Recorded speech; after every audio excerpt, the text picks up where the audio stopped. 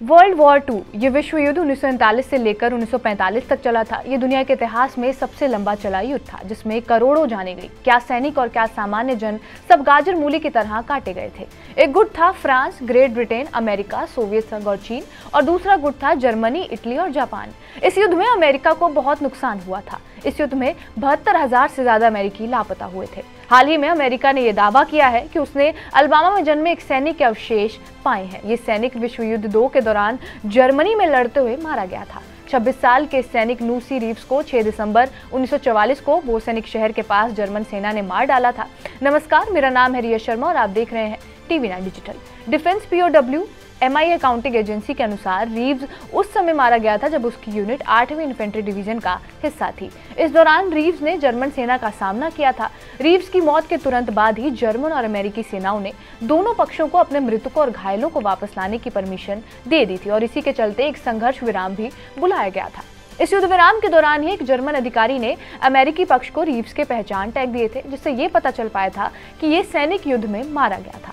हालांकि अमेरिकी सेनाएं लड़ाई फिर से शुरू होने से पहले उसके अवशेषों को बरामद करने में असमर्थ रही। इसके बाद जब 1945 में ये युद्ध खत्म हुआ, तब अमेरिकन ग्रेव रजिस्ट्रेशन कमांड, यानी वो खेमा जो मृतक लोगों की रजिस्ट्री करता है, उन्होंने 1946 और 50 के बीच हर्टजेन के जंगलों में कई बार जांच की, या यूं कहें कई दौर की जांच की, और ये पता लगाना चाहा कि आखिर रीव्स के अवशेष कहाँ है। लेकिन रीव्स के अवशेष कभी भी नहीं मिल पाए थे। साल 1951 में ये ऐलान कर दिया गया था कि रीव्स के शव या अवशेष बरामद नहीं कर पाए हैं। हालांकि साल 1948 में एक जर्मन के रहने वाले शख्स को कॉलगार्ज में घने जंगली ढलान पर किसी सैनिक की डेड बॉडी और कुछ अवशेष मिले थे। अमेरिकी संस्थानों को जब ये पता चला तो उन्होंने अवशेष बरामद किए और उसकी जांच शुरू कर दी।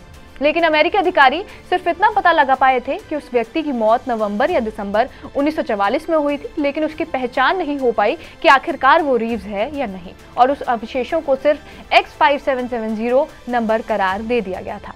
इसके बाद US डिफेंस के एक रिसर्चर ने इस मामले की फिर से पड़ताल की और 2021 में इस पूरे केस की फाइल फिर से खुली, यानी X5770 नंबर वाले अवशेषों को फिर से खंगाला गया और उन पर रिसर्च चालू कर दी गई। DNA टेस्टिंग की गई और युद्ध के दौरान मिले कुछ सबूतों के जरिए उन अवशेषों की जांच की जा रही थी, और संयोजन ये था कि X5770 PFC रीव्स हो सकता है या नहीं। अगस्त 2022 में बेल्जियम में एक अमेरिकी सैनिक कब्रिस्तान से उनके अवशेषों को हटा दिया गया था। DPAA, जो अमेरिकी रक्षा विभाग का हिस्सा है, उनके अनुसार सभी निर्धारित तारीख और स्थान पर उन्हें फिर से दफनाया जाएगा।